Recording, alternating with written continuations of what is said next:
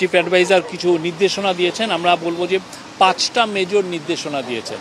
প্রথম নির্দেশনা হচ্ছে যে সরকারের যেগুলো বাংলাদেশে যেগুলো কোম্পানি বা যেগুলো ফরেন কোম্পানিতে সরকারের স্টেক আছে, যেমন ধরেন ইউনিলিভার, তাদেরকে যাতে খুব দ্রুত স্টক মার্কেটে আইপিওতে আনা যায়, আইপিও তারা জন্য ছাড় ইস্যু করেন, সেই জন্য এটা আনার জন্য উনি বলেছেন।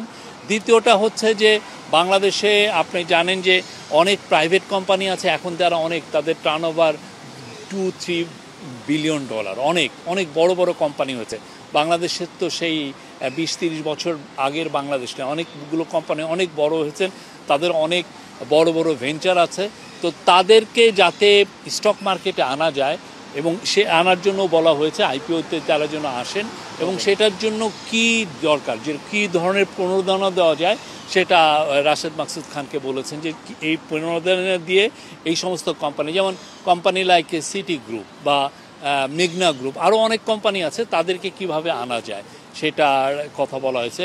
তৃতীয় হচ্ছে যে আপনি জানেন স্টক মার্কেটে ভেস্টেড ইন্টারেস্টের লোক অনেক ধরনের ভেস্টেড ইন্টারেস্ট আছে।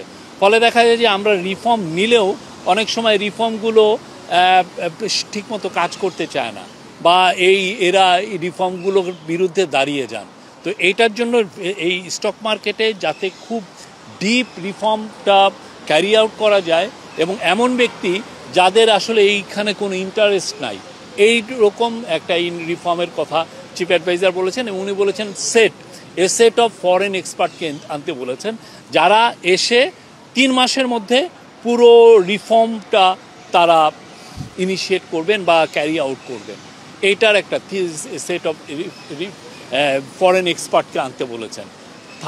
ফোর্থ হলো আমাদের, আপনি জানেন যে স্টক মার্কেটের বা স্টক মার্কেট রেগুলেটর বা এই সংশ্লিষ্ট সমস্ত যারা এজেন্সিগুলো আছে বা অফিসগুলো আছে, ওইখানে অনেক ধরনের দুর্নীতি আছে, দুর্নীতিগ্রস্ত অনেক বিরুদ্ধে অনেকের অনিয়মের কথা শোনা যায়।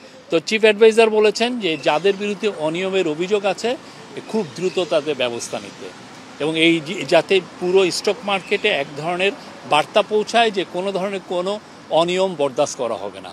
আর 5 হচ্ছে যে আপনি জানেন যে বাংলাদেশে যে যারা বড় বড় কোম্পানি আছে, তারা মার্কেটগুলোর থেকে ব্যাংকগুলোর থেকে তারা আসলে ঋণ নেন, অনেক সময় সিন্ডিকেটেড লোন নেন, অনেকগুলো ব্যাংকুর থেকে 1000-2000 কোটি টাকা তারা ঋণ নেন একটা বড় প্লান্ট সেট আপের জন্য।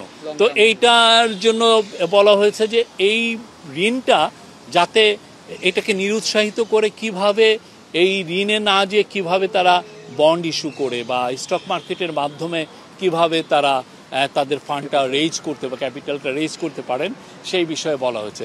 আমি আবারও বলবো যে খুবই প্রাণবন্ত আলোচনা হয়েছে। চিফ অ্যাডভাইজার পুরোটা শুনেছেন, শোনার পরে উনি নির্দেশনা দিয়েছেন, এবং আমরা আশা করছি যে খুব দ্রুত স্টক মার্কেটে আমরা রিয়াল এবং মিনিংফুল রিফর্ম দেখতে পারবো।